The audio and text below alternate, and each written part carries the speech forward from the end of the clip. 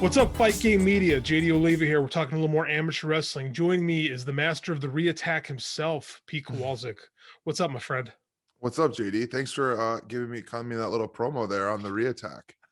Something we got going. So yeah. It's gonna be fun doing some stuff with Reattack. We've got our own little thing going.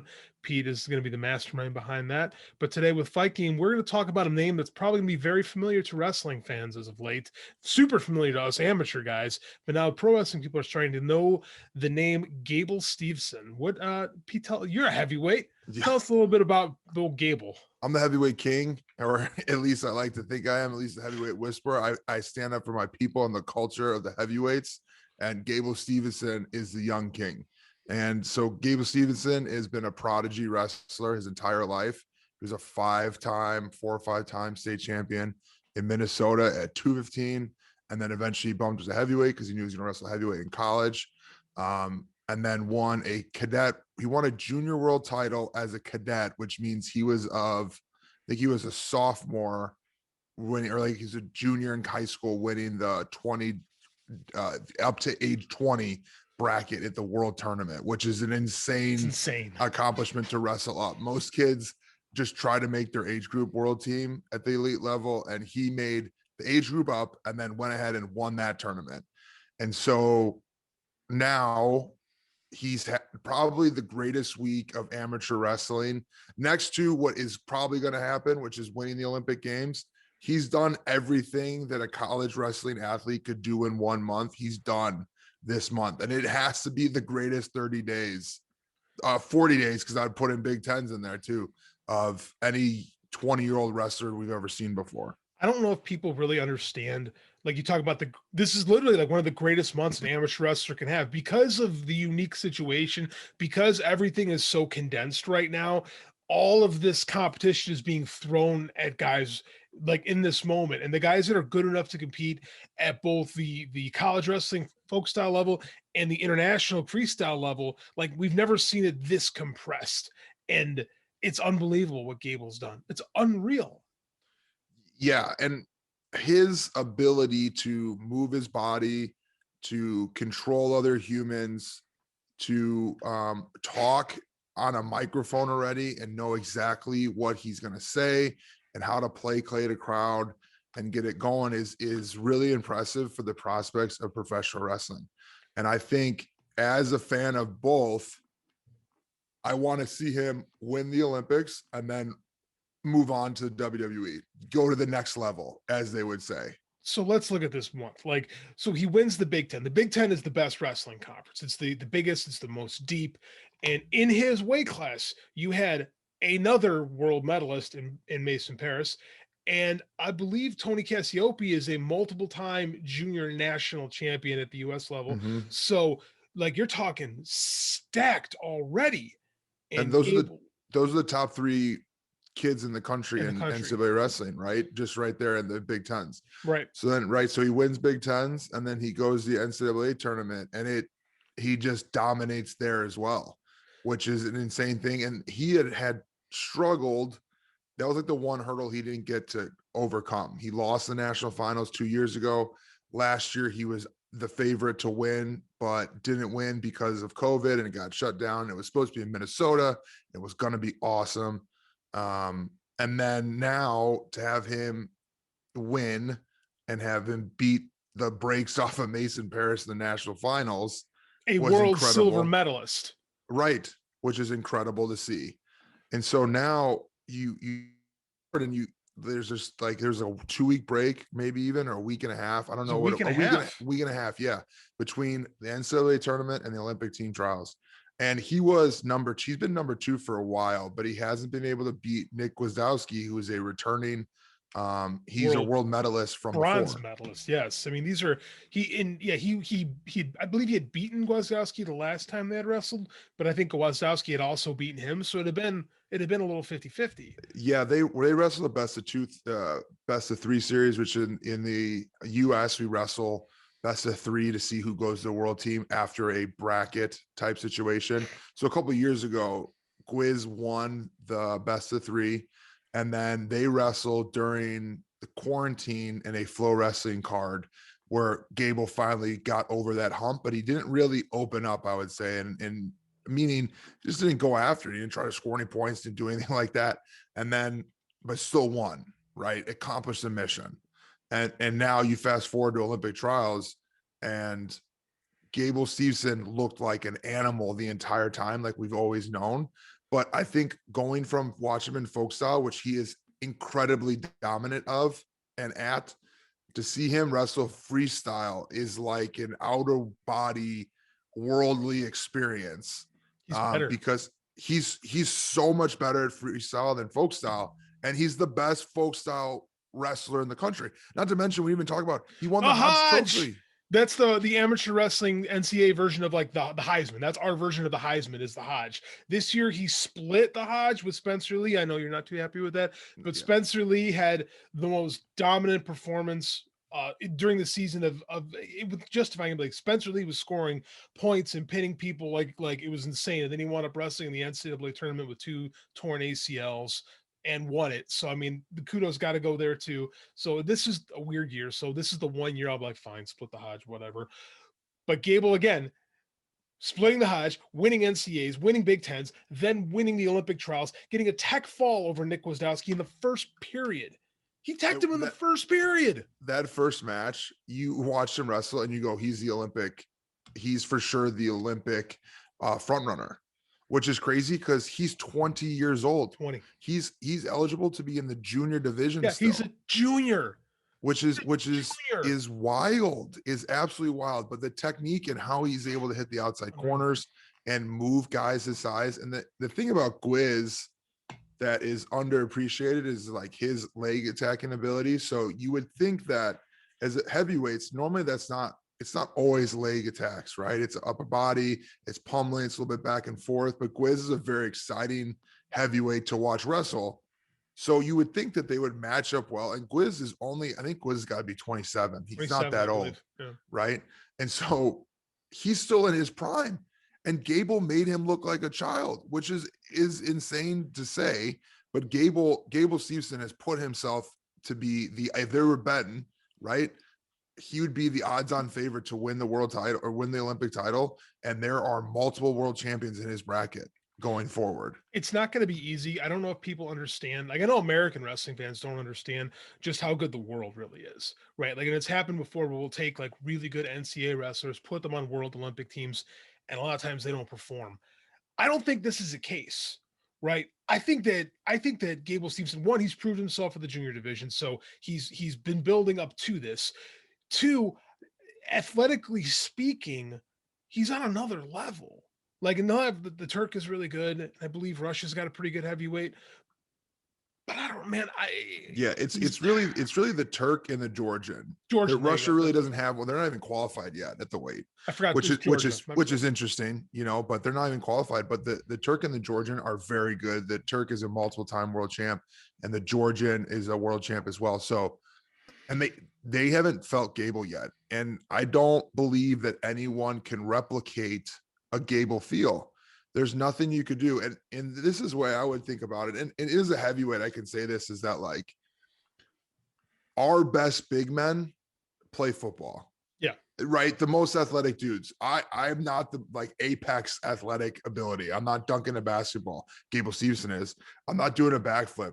Gable Steveson is. There's levels to this athletic ability, and there's athletic ceiling. And Gable Steveson, the only person I could think of in the NFL that would relate to him in athletic ability, I would imagine, is Aaron Donald, who's the best defensive tackle in the game in football. So we just haven't had that type of guy. We've had him, Jordan Burroughs is a super athlete at, his weight class, but at heavyweight, they always go play football. Mm-hmm. So you lose out on those guys. But now with Gable, we have him. And what's interesting to see is after he just beats the brakes off of the dude, seeing him be the Olympic front runner at 20 years old, and also the amateur wrestling community collectively kind of freaking out because they feel the walls closing in because this is it. Yeah. There's no way he's coming back. I don't know why you would come back, because now after winning Olympic trials, his week just keeps getting better, JD. Mhm. The WWE has rolled out the red carpet for Gable Steveson. This has been coming for a while. If you've been paying attention, they brought Brock went in and did some training with him, which was hilarious to me because Gable's so much better than Brock Lesnar ever was at amateur wrestling. It's not even funny. I know some of our pro wrestling fans might like not believe me, but it's the complete truth. The closest person I could compare him to would be Kurt Angle. Right. Yeah. And he's Yeah. at 20, he's significantly better than Kurt Angle was. No, in wrestling terms, Gable Steveson will walk into the Olympic or walk in the WWE and be the most the apex shoot wrestler they've ever had. And there's Olympians running around. There's the highest, he'll be literally the highest accomplished amateur athlete to come to the WWE since Kurt Angle, who was also an Olympic and world champion. Right. Yeah, I mean, that's how good he is in amateur wrestling. He's probably a little bit better.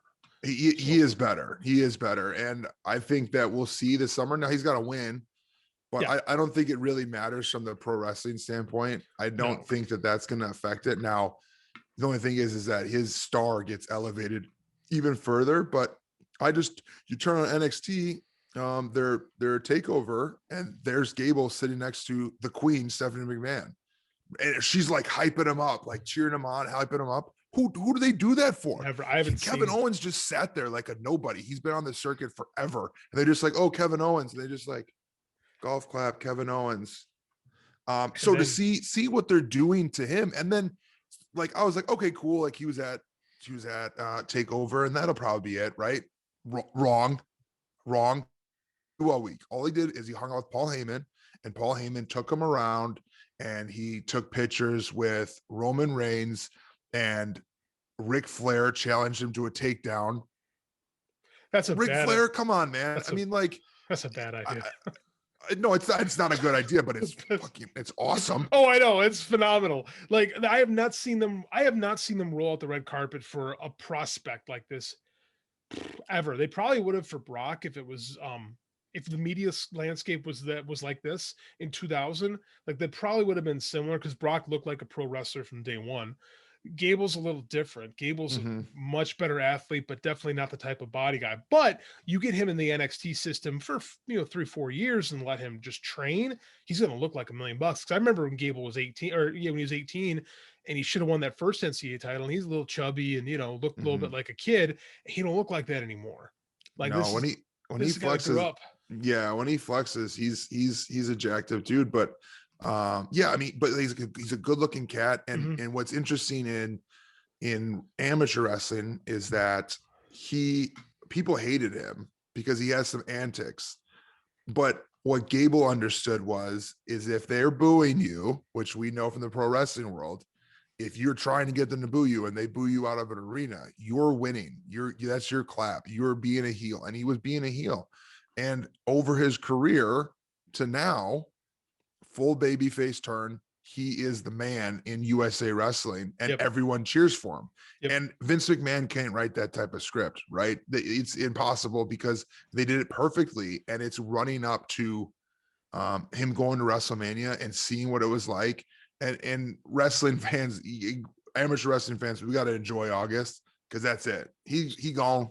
He's gone. Like I know right now in our circles, the amateur wrestling circles, they're trying to hype up because we had a phenomenal freshman burst on the scene at 197 pounds, AJ Ferrari from Oklahoma State. The two of them kind of jawed back and forth on Twitter, went outside of wrestling, got a little socio-political, but I don't think this is going to happen. Yeah, I think it's a really interesting matchup. It does sound like I listened to an interview where AJ did say that he's planning on going heavyweight, which I think it'd be cool. It'd be the biggest hype match since probably Gwiz and Kyle Snyder, another heavyweight match, because heavyweight's the best weight class. It always has been, always will be. And there's no one who could tell me any different, because the most hype matches are always at heavyweight, because everyone knows when you're the baddest dude on the planet or in the baddest dude in college wrestling, you have to be a heavyweight. Rant. We had some comments last time. Yeah, I agree. Like it's I think AJ Ferrari going up to heavyweight definitely makes heavyweight a little bit more interesting next year because Mason Paris is coming back, and without Gable, he's got to be the for sure favorite. Tony Cassiope a little bit behind right now, but AJ brings it. a different level. Like he's got a motor. He's really interesting. Him versus Gable match would be really interesting to see. And you want to see it. Like I remember Gerald Briscoe talked about when they talked about Brock Lesnar. It was Gerald Briscoe and Jim Ross. They said that Jay Robinson made them promise not to sign Brock till after he graduated. Mm-hmm. That's another. Yeah, I don't think Eggum's getting that type of deal. I don't think so either. Sorry, Eggum. Brandon Eggum's not Jay Robinson. For sure. I think the problem is that he's just going to make too much money. I don't know what they're going to offer him. I don't know how these deals are all really secret, right? But what it's a blank check from Vince McMahon. You have to get him in because Vince, I think he's a great businessman, right? Obviously, and a really smart dude in this stuff. But they're fighting UFC. You have to battle for UFC, and Dana White has to be on him too. The difference is that you can be protected in the WWE, regardless of if they don't know how to use you or not. It doesn't matter. They can still protect your star, right? And they could mess this up. They've done it before. They misuse guys sit in the back, or they wait too long and they kind of damper it. Absolutely. But in the UFC, he gets knocked out at some point. It kind of hurts his star power. Where in the WWE, like the sky's the limit. He could be in movies and a rock star, and I don't whatever he wants to do. I think Gable Steveson will complete those goals. I think people are going to laugh when they hear you say something like that. But I mean, if you've actually heard Gable talk, which most people haven't, right? They've just seen him. He does look good. Like he does have a mind. Like he is a thoughtful kid. He's 20 is the one concern I have, and like he's going to get a lot thrown at him very, very quickly.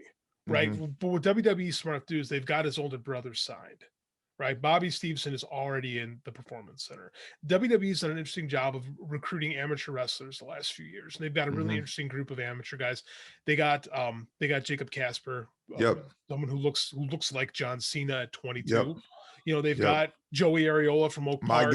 My guy, Joey A. Yeah, Joey A. I saw him wrestle some pro wrestling, and he's just got some star quality about him too. But he's another kid who's cut for pro wrestling. Like he's for sure born pro wrestler, absolutely. For sure. And I think it's awesome what they're doing with amateur wrestlers, and I hope you'd love to see. I would like to see the WWE product be better. I know JD, you and I kind of agree that the product is kind of weak right now. And I watched WrestleMania for the first time and watched wrestling all year, pro wrestling. But for amateur wrestlers, positive outlet of where people can get careers and jobs and serious cash out of this, right? With Niko Blagojevich as he's Otis. Chad Gable is Chaz Betts, who's an Olympic champ. Nick Namath, Dolph Ziggler was a All-American or a really good wrestler, right? Kurt Angle. So we have it's a great avenue, and people should explore that avenue. Yeah. And I think it's awesome. And it's hard because the amateur wrestling world doesn't like the pro wrestling world for whatever reason. JD and I are in the minority in this standpoint that we like both of them, love both of them. That's an American thing though, because if you go to New Japan, all those guys coming through the dojo have amateur backgrounds, strong amateur backgrounds. Yuji Nagata is coaching guys right now that are training for the Olympics. They just had an all-Asian champion. I did an article about it for the website. Like this is such a weird American thing. Like this is not an issue in Japan, right? And it should not be an issue here. Like this is more preaching to our choir than to pro wrestling people. Like there's chances for our guys to make money because too many guys like us come through the system. I was an NCAA guy. You did the Olympic thing. And then afterwards they're like, peace out. Yep. Go figure out a way to make a living. Yep. And there weren't these avenues open. Now that there's so many more avenues for good NCAA wrestlers, good guys that are on the Olympic scale to do something when their career is done. Yeah. Right? And to be on TV every week or every other week, right? Like anytime, Chad Gable is my guy, right? And we're tight friends and we're teammates, and I support him in everything. He's been misused. It's obvious. People everywhere people say that he's been misused. But the one thing is like, it's an amateur wrestler who gets to go out there and hit suplexes and hit arm spins and moves that we do in amateur wrestling that look so cool in pro wrestling when everyone's involved and in on it. And it's a great way to highlight our sport. And what Absolutely. I would hope to have is that some amateur wrestling fans need to take back the animosity and understand that we could benefit from more of a partnership than a butting heads. Because like JD, you had you and the Hofstra coach, I think, was going after it. The Hofstra head coach came after me a couple of times. And I was like, dude, like I understand what you're saying because I live in both worlds, but you have to realize that one, amateur wrestling lost the battle, and two, that pro wrestling, there's a lot of benefits and we should support our guys. There is no battle. Like, this is the most ridiculous thing. No. Pro wrestling is not amateur wrestling, right? This isn't like Vern Gagne back in the day would do a really good job of trying to get amateur wrestlers into pro wrestlers. And they produced a lot of really good guys, you know, guys like Brad Rangens, the freaking Iron Sheik. Like, these guys were legit badasses back in the day. We need more of that. We need more opportunities for our guys. And I love seeing this. I love that because I'm not the biggest WWE fan, but I love that they're recruiting guys and giving guys opportunities, right? And the other companies should do the same thing. Like, hey, you know, AEW's got this Olympic boxer that they're debuting tonight, this Anthony Ogogo, who looks like $1 million. Same thing. He has this great look. I'm like, oh, all right. I'm giving more amateur guys a shot at doing something different. Like, we need this. This is the lifeblood, is taking actual athletes and putting them into pro wrestling. So I think Gable Steveson could be an absolute game changer. I really do. Yeah. I think so too. I think so too. And go ahead. There's nobody that's been on this level since literally Kurt Angle when he came in 1999. Mm-hmm. Like, that's how good this can be. And I can't stop expressing this. Yeah. And I think, you know, to kind of wrap it all up, but Gable he could be a UFC champ. He could play in the NFL. He could win the Olympics this year. And then in 2024, because he will be 23 years old. And so there is, I think there's a snowball chance in hell that he sticks around in amateur wrestling, but I would imagine there has to be some type of people need to be paying him, because the check that Vince can write is not the check that USA Wrestling could write, but USA Wrestling might need to write a check. Like, USA Wrestling, do you want to keep, like, how much is it worth you to keep this guy around? Because at some point, you know, they're giving the world team guys are getting, you know, I don't know what it is, maybe $3,000 a month, maybe probably less than that, $2,000 a month. Dude, it's not the same. We're not talking the same. You need to go add a couple zeros to that monthly check. And that's the only way you're going to keep a guy like Gable Steveson around. So here, WWE in the mid 90s did an interesting with Mark Henry, was they let him compete in Olympic strongman while he was under developmental contract, and they were his sponsor, right? That is, now I don't know if they're going to do that anymore. I don't know if Gable has another 3-year cycle in him. He should, to be honest with you. He's that good. We'll see. The next 3 months are going to determine just about everything. But I don't think it'd be a terrible idea to do what Vern Gagne used to do and actually sponsor some guys that are training for the Olympics. Again, New Japan is doing it. They've got an amateur wrestling team of guys that when they're done, it's expected that they're going to go into the dojo and become pro wrestlers. I don't think this hurts WWE one bit if they got a bunch of guys that are wearing the WWE logo while winning a gold freaking medal, to quote Kurt Angle, like with a broken neck. I think that's a really cool idea, and I would like to see that. I would like to see WWE get more involved, and I think it would help build that bridge, because a lot of times there's a lot of sponsors now, but money's still tight in amateur wrestling. There's more of it now because people are willing to shell out money. We have the RTCs, those training centers at different schools. But, you know, think about the amateur wrestling team they could build right now with Bobby Stevenson, Gable Steveson, Joey Areola, Casper. Like, those dudes can still go. And there's more guys. You don't think they're going to try to talk to Mason Paris? Please. Mason Paris, you want to see a body. You want to see a 6'4" Vince drooling body. That's Mason Paris. And then you want to look another body he's gonna absolutely drool over is AJ Ferrari. Oh yeah. AJ Ferrari has heel anti-hero written all over him, and he knows that people hate him, and then people still like it's a weird mix in AJ Ferrari. But man, that dude looks like $1 million too. So